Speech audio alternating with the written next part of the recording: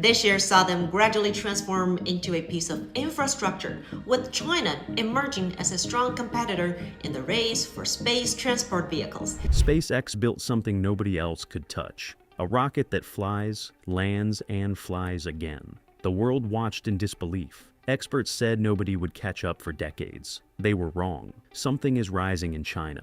It is moving faster than anyone expected. Is SpaceX's greatest advantage about to disappear? And how did China move this fast without anyone noticing? This is the transformation of the space race. The advantage everyone thought was untouchable. For almost a decade, one company completely changed how humans think about rockets. Before SpaceX, rockets were treated like disposable cups. You used them once, and that was it.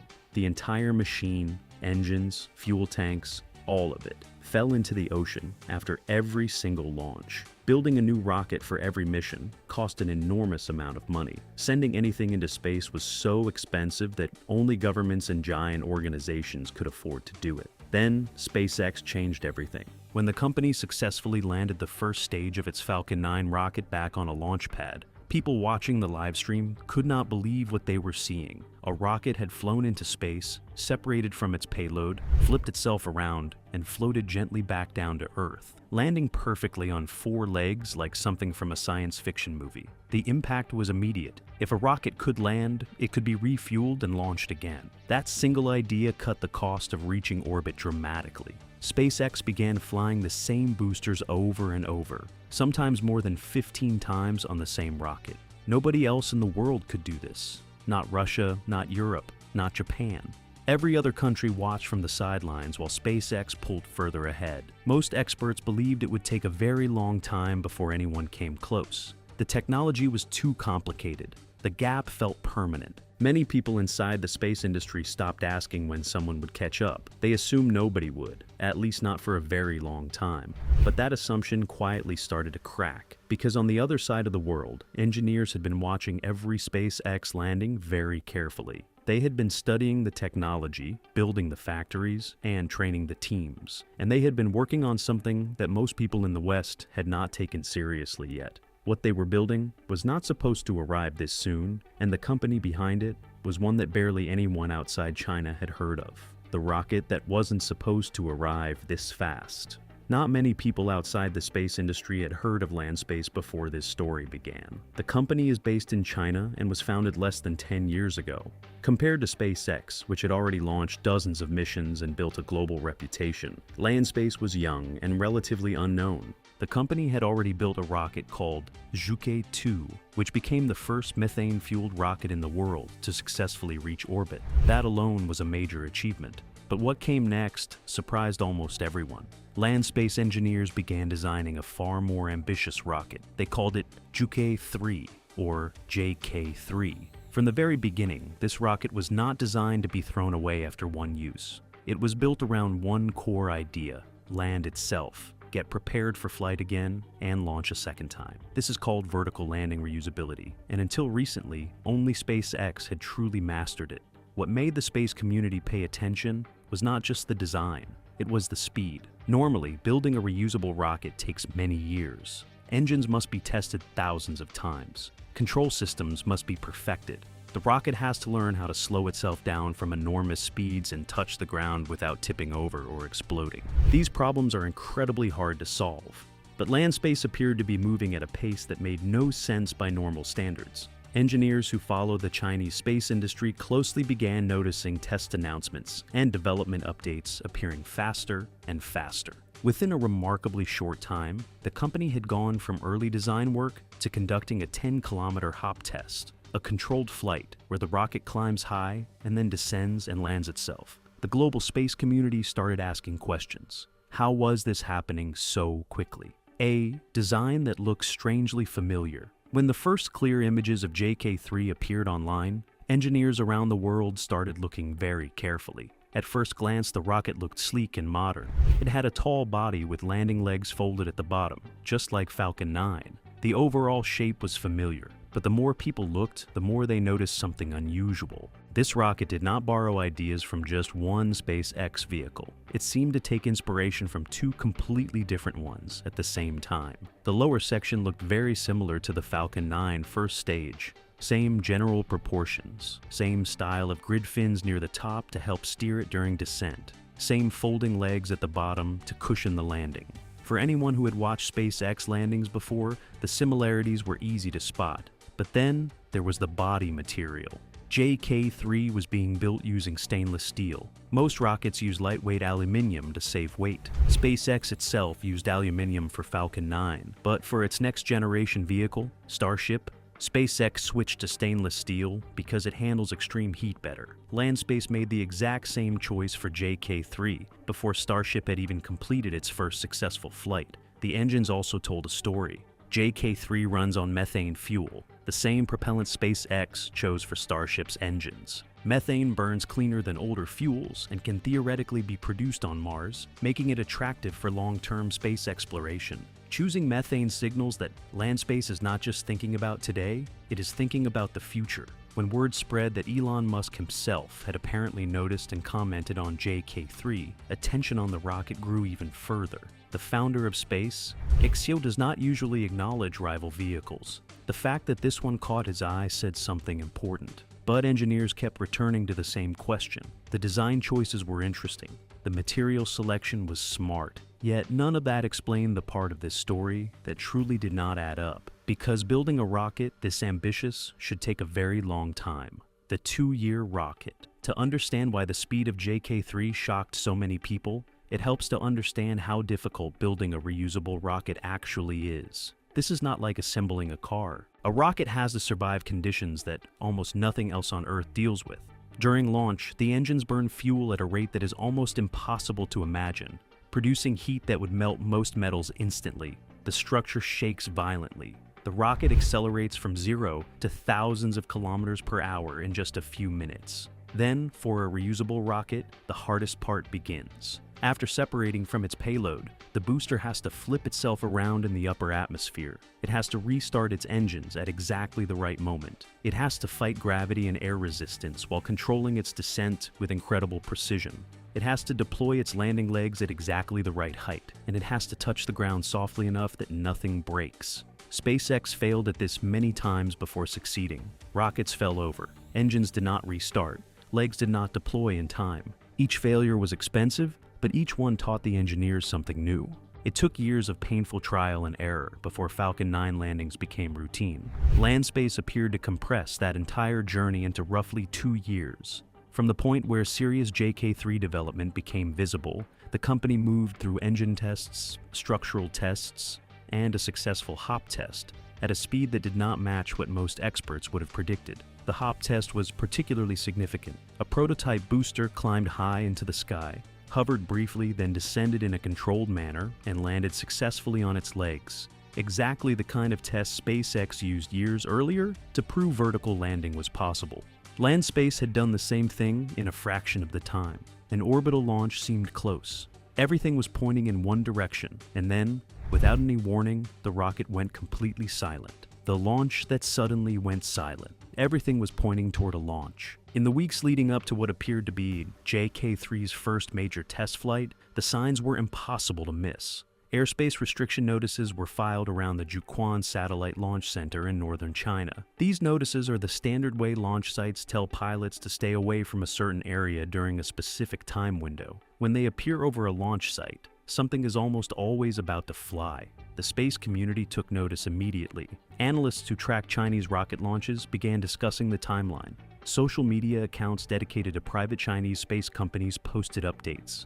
Excitement was building. After everything revealed about JK3, the design, the development speed, the successful hop test, people were ready to watch the next big step. Then nothing happened. The launch window came and went. The airspace notices were quietly withdrawn. No rocket flew. No official statement explained why the mission had been delayed. Landspace said very little publicly, and the silence after so much momentum felt deeply strange. Delays in rocket development are not unusual. Almost every major launch vehicle in history has experienced setbacks before its first flight. Thousands of components have to work perfectly at the same time, and a single unexpected sensor reading can stop a countdown cold. These things happen to even the most experienced teams in the world. But the timing raised a specific question. JK3 had built enormous momentum. The hop test had worked. The engines had been tested. The rocket was physically at the launch site. Standing down so close to an apparent launch attempt suggested something specific had changed. A technical problem found during final checks, or perhaps a decision about readiness made higher up. Without an official explanation, analysts filled the gap with careful speculation. Some suggested routine caution. Others wondered if final preparations had revealed something requiring more work. What the delay made clear was simple. Reusable rockets do not forgive mistakes at any stage. But while everyone watched JK3's silent launch pad, almost nobody had noticed what else was quietly developing across China at exactly the same time: the hidden rocket race. While the world was watching JK3, something bigger was happening in the background. China was not running one reusable rocket program. It was running several simultaneously. Different companies, different designs, different timelines, but all chasing the same goal: landing a booster, refueling it, and flying it again. The trick that SpaceX spent years perfecting was suddenly being attempted by multiple teams across China at the same time. One of the most significant names in this hidden race is Space Pioneer, a private Chinese rocket company building a vehicle called Tianlong-3. Like JK3, it is designed from the ground up to be reusable. Its booster is meant to return to Earth and land vertically after every launch. Space Pioneer had already demonstrated serious capability with earlier rockets, and Tianlong-3 represented the company's biggest leap forward yet. Then there is the longer established side of China's space program. The Long March rocket family, which has been the backbone of Chinese government launches for decades, is also moving toward reusability. New variants are being planned with recovery and landing in mind. The Long March program has access to enormous resources, experienced engineers, and deep institutional knowledge built over many years. What makes this situation unusual is that all of these programs are moving forward at the same time. In most countries, a single reusable rocket project would be considered a major national undertaking.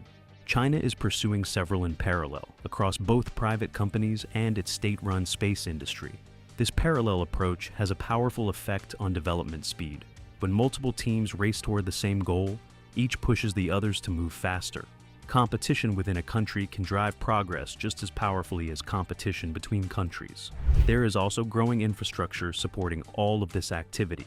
Launch facilities, testing grounds, and manufacturing capacity across China have been expanding rapidly. Each new company entering the market benefits from this shared foundation. For anyone watching from outside, the picture is striking. This is not one challenger preparing to take on SpaceX.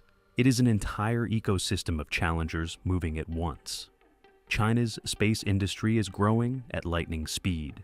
To understand why so many reusable rockets are appearing in China at once, you have to look at what has happened to China's space industry over the past 10 years. The change has been remarkable. A decade ago, China's space program was almost entirely government-run.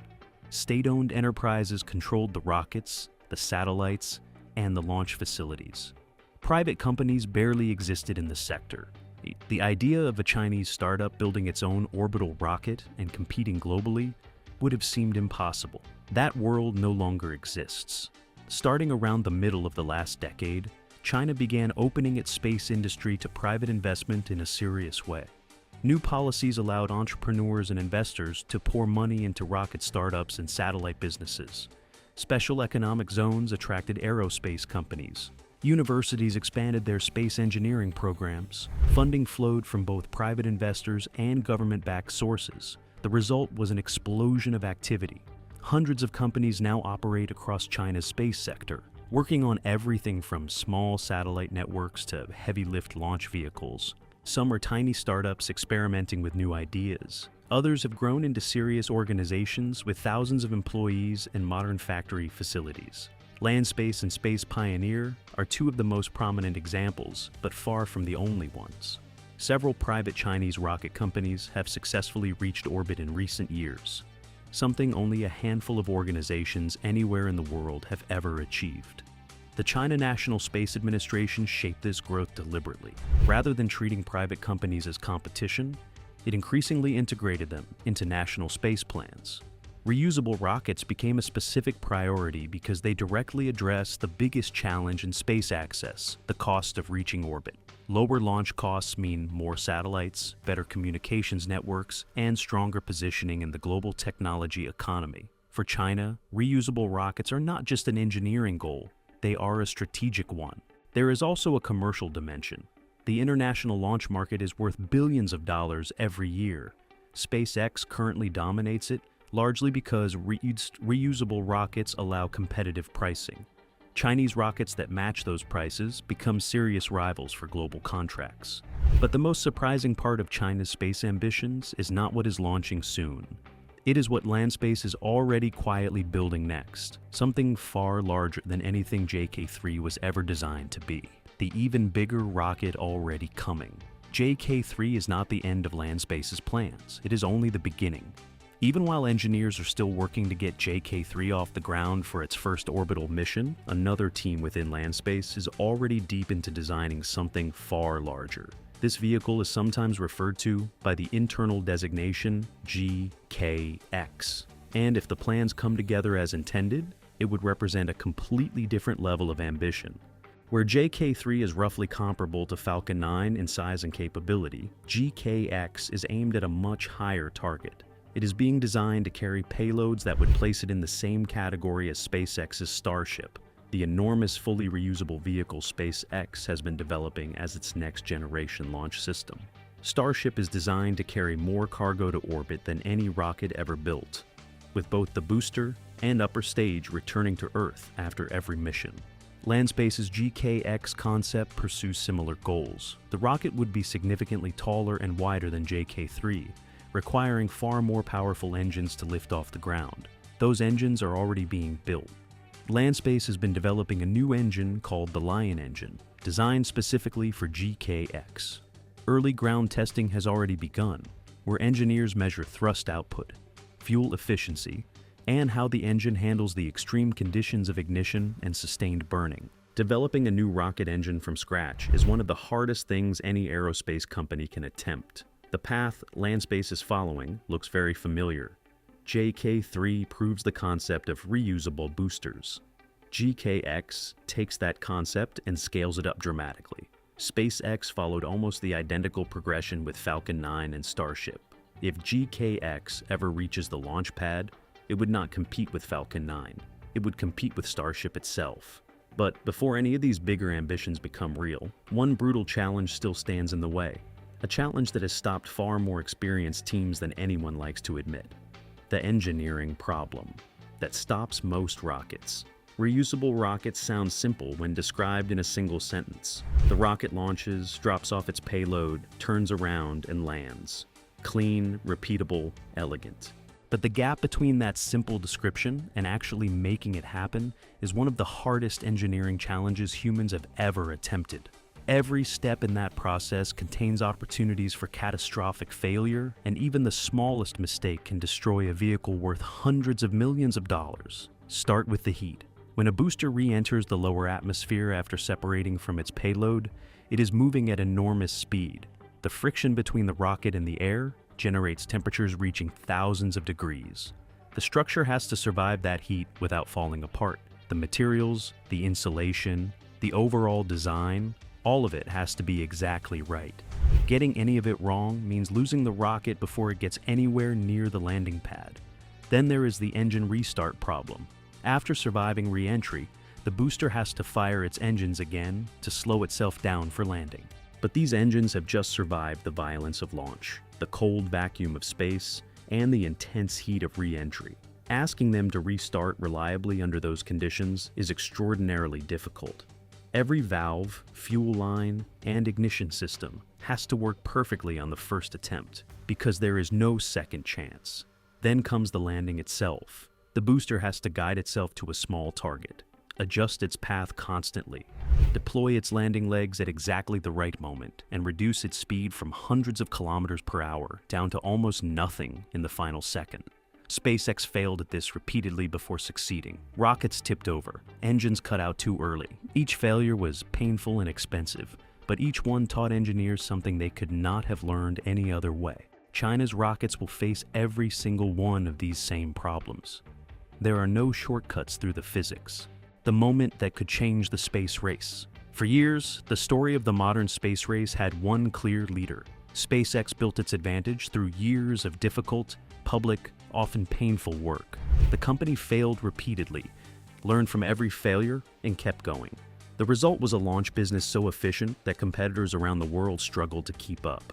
Reusable rockets were the foundation of that advantage, and for a long time, nothing else came close.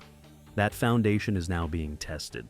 China's reusable rocket programs have moved from early ideas to hardware on launch pads faster than most outside observers predicted. JK3 has completed a hop test, sat on a launch pad with airspace cleared above it, and demonstrated that the core engineering is working. Space Pioneer's Tianlong 3 is not far behind. And behind both of them, an entire industry is growing at a pace that shows no sign of slowing. If JK3 successfully reaches orbit and returns its booster to Earth in one piece, the significance of that moment will stretch far beyond a single test flight. It will prove that China's private space companies can execute at the highest level. It will give Landspace the experience to accelerate GKX development, and it will send a clear signal to the entire global launch market that a serious new competitor has arrived. The commercial consequences could be enormous. Launch contracts worth billions of dollars are awarded every year by governments and corporations around the world. Those customers choose their provider based on price, reliability, and availability. If Chinese rockets become reliably reusable, they become genuine alternatives to SpaceX for customers currently with no real choice. SpaceX is not standing still. Its lead is real and substantial, but leads in technology are never permanent. History is full of industries where one company seemed completely untouchable, right up until the moment it was not. The next launch attempt by JK3 or any of its Chinese rivals will be watched with intense interest by engineers, investors, and space agencies everywhere. Because if that rocket climbs to orbit, brings its booster back, and lands it safely on the ground, one question will echo across the entire space industry. Not whether China can compete, but whether anyone was truly ready for how fast it happened.